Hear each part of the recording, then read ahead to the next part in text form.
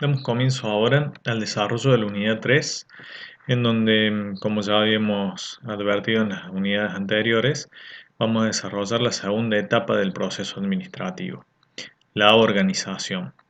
Bueno, en esta segunda etapa del proceso administrativo, que es la organización, definimos o tenemos que definir la estructura, las funciones y asignar los recursos.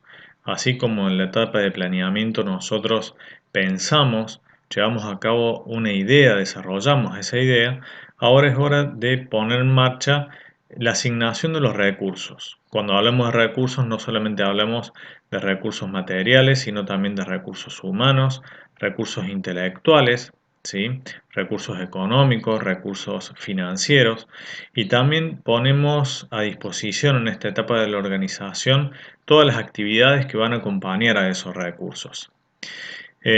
¿Para qué lo vamos a hacer? Para que en la próxima etapa, que es la etapa de dirección, podamos ejecutar dichas actividades con el fin de poder lograr los objetivos.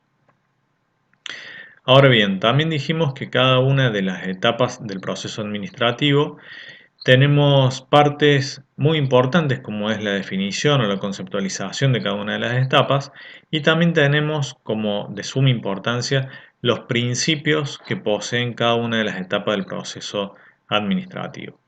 En el caso de la organización vamos a mencionar los principios que deben ser tenidos en cuenta en el desarrollo de la etapa de organización. Como primer medida, la diferenciación. ¿A qué hace referencia la diferenciación? Al grado en el cual las actividades se dividen en subactividades. Es decir, que cada conjunto de actividades la diferenciamos, la especializamos de alguna manera para poder hacerla de una manera más eficiente. Es decir, uno cuando hace las tareas de modo repetitivo y siempre hacemos las mismas actividades, tendemos a ir mejorándolas o eficientizándolas en el tiempo. ¿Por qué? Porque como me especializo en una actividad, puedo comenzar a mejorarla día tras día. También está el principio de la integración. El principio de la integración dice que si bien en la organización hay distintas partes, confluyen distintas partes, todas cooperan e interactúan entre sí, dando lugar a la interdependencia.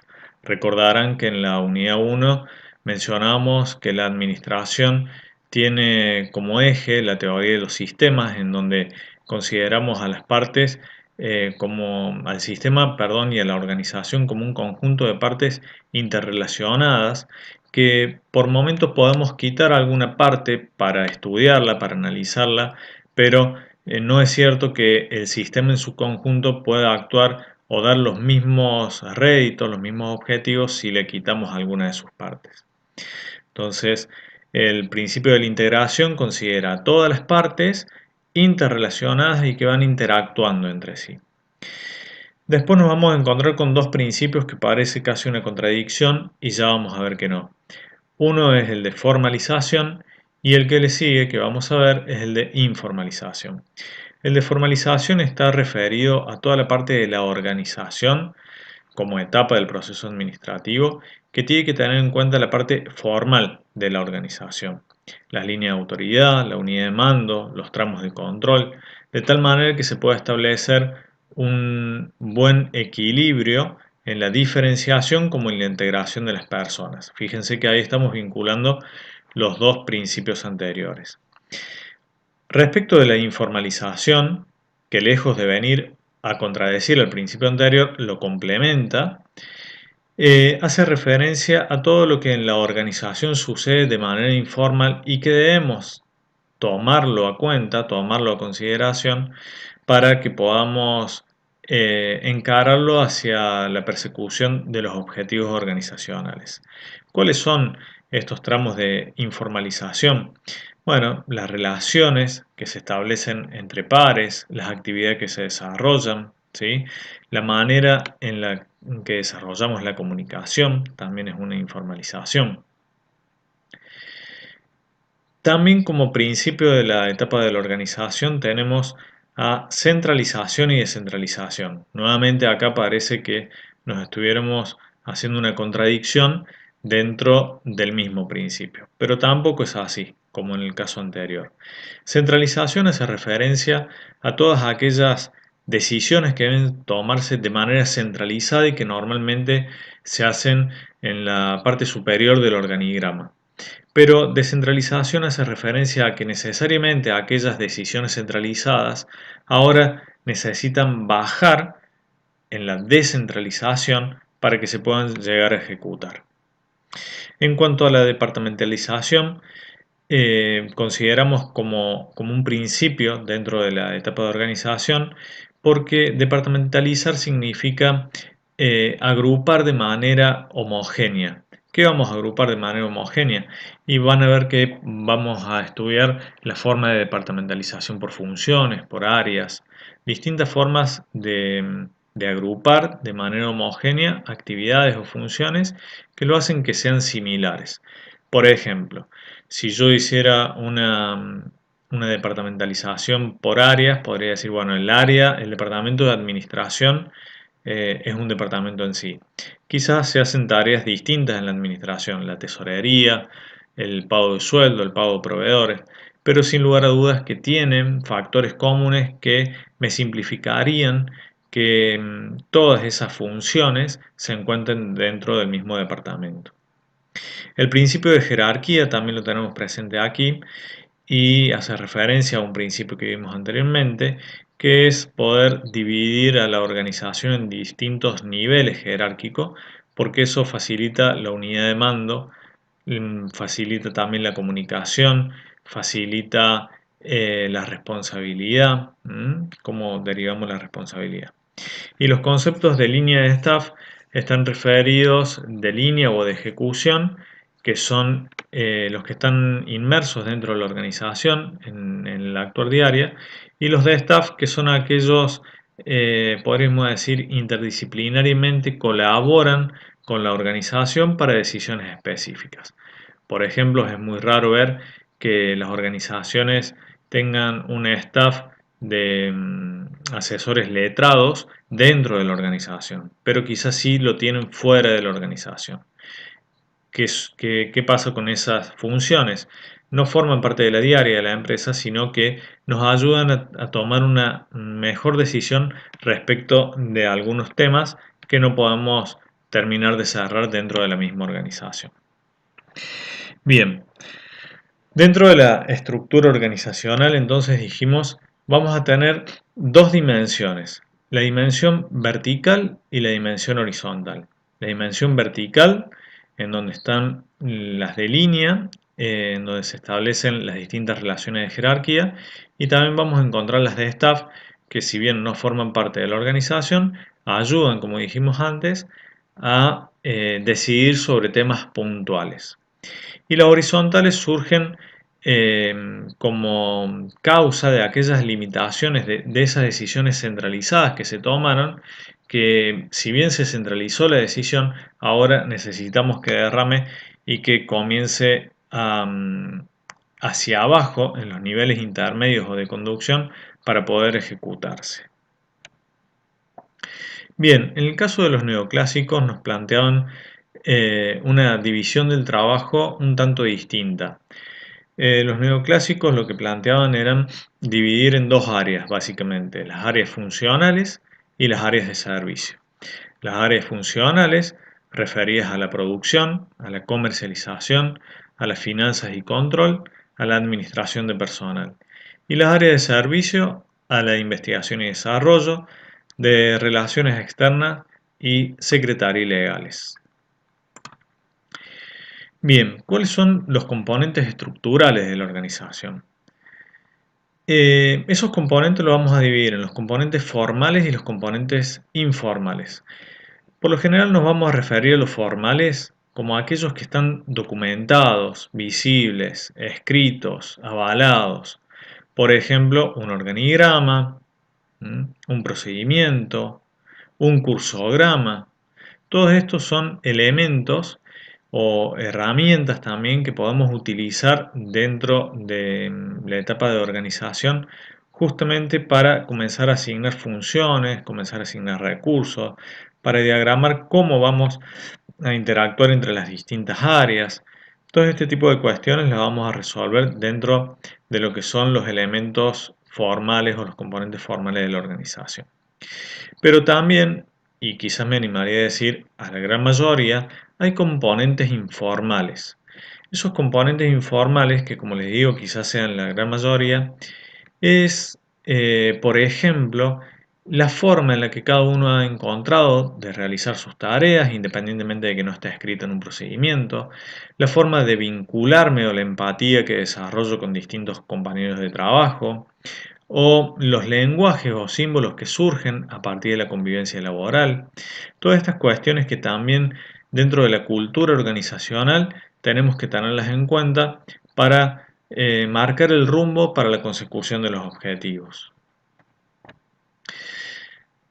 Ahora bien, podemos hablar de descentralización, centralización y delegación para poder vincularlo con todo lo que hemos estado viendo en los temas anteriores de la etapa de organización. Como centralización ya dijimos, es la autoridad de cada jefe, la información, cómo y dónde se toman las decisiones, se van a concentrar en el nivel más alto de la organización. Esa es la forma centralizada. Pero vamos a necesitar de la descentralización cuando se distribuye esa autoridad y las decisiones entre los niveles de la organización. Sería como una segunda etapa, podríamos decir, la descentralización. Y la descentralización se produce por un proceso justamente de delegación de autoridad en los diferentes subordinados, ¿sí? Esa es la relación que vamos a encontrar entre estos tres conceptos: centralización, descentralización y delegación. Están íntegramente relacionados.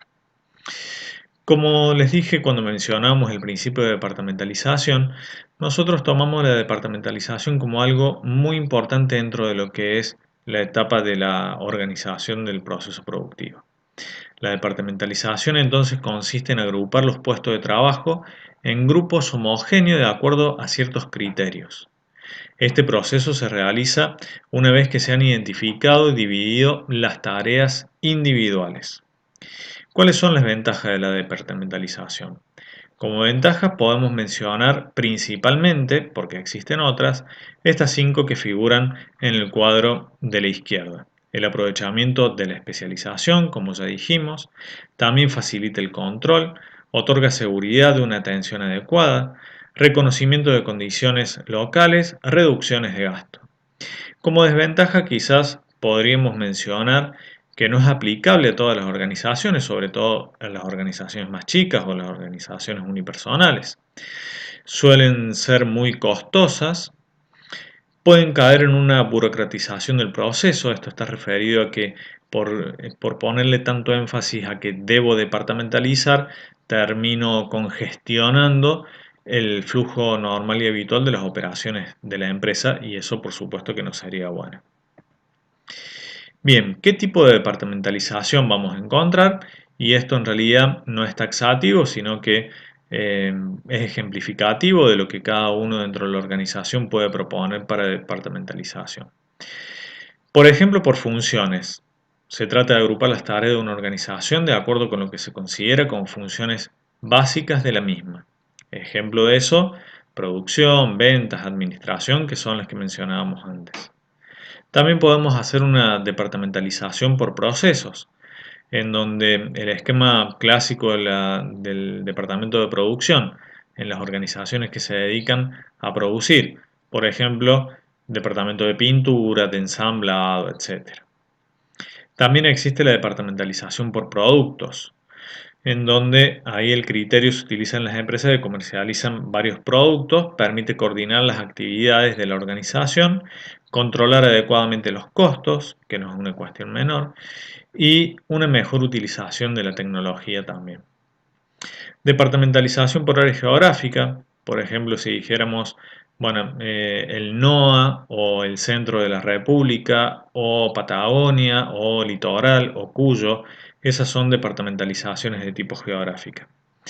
Por tipo de cliente, cuando nos referimos a los clientes mayoristas, a los clientes minoristas, Por tiempos, esto es cuando trabajamos en distintos turnos, en turnos matutinos, vespertinos, y mixta, que es toda otra departamentalización que necesite de las anteriores, es decir, en donde yo pueda combinar dos tipos de departamentalizaciones. Por ejemplo, podría decir, bueno, el canal mayorista, que sería por cliente, en el norte del país. Entonces ahí estaría combinando por tipo de cliente y por área geográfica. Dentro de las herramientas más utilizadas en la etapa de la organización, formales, porque recuerden que teníamos como componentes formales e informales. Dentro de los formales podemos mencionar sobre todo a los organigramas, que son un muy buen elemento visual de construcción rápida y de una interpretación casi intuitiva, ¿no es cierto? Y los cursogramas, que ahí los vamos a desarrollar un poquito más. En el caso de los organigramas son una representación gráfica simplificada de la estructura formal, ¿sí? Es decir, lo que me muestra, si ustedes ven un organigrama, que todos ya alguna vez habrán visto, la cantidad de niveles que existen dentro de la organización, también me muestra cuáles son la línea horizontal y cuál es la línea vertical o la línea de mando, ¿sí? Esto es una herramienta muy simple, el organigrama, y que no solamente lo vamos a encontrar dentro de lo que son las organizaciones, sino también que lo vamos a encontrar, por ejemplo, alguien que desarrolle sistemas, es muy normal que eh, combine los árboles para el desarrollo de sistema. También los cursogramas, que son elementos que están en desuso en la actualidad, porque quizás son muy complejos de armar o necesitan un conocimiento muy específico, pero a decir verdad son una muy buena representación gráfica de lo que son los procedimientos o rutinas administrativas, en donde no solamente incorporan a las áreas que intervienen, las áreas funcionales, sino que también nos dan noción inmediata de cómo es el proceso de decisión ante los determinados eventos. Cada una de la simbología que interviene en estos dibujos de cursogramas o flujogramas tienen un significado particular, ¿sí? Incluso hay normas que justamente buscan normalizar la señalética que utilizamos para la construcción de los cursogramas. Como les dije, son muy rígidos porque a la hora de flexibilizar o si la tarea tiene una modificación, ya el cursograma queda inmediatamente desactualizado y hay que volver a generarlo, ¿no es cierto? Em, Cuando uno se acostumbra a la vista por cursograma, verdaderamente se puede llevar una muy buena idea de en lo que consiste un proceso con un simple vistazo. Y no hace falta ver el desarrollo exhaustivo del proceso que está reflejando ese cursograma. Bueno, hasta aquí la unidad 3 de organización dentro de la etapa del proceso administrativo. Seguiremos en las clases venideras explicando lo que es la etapa de dirección. Muchas gracias.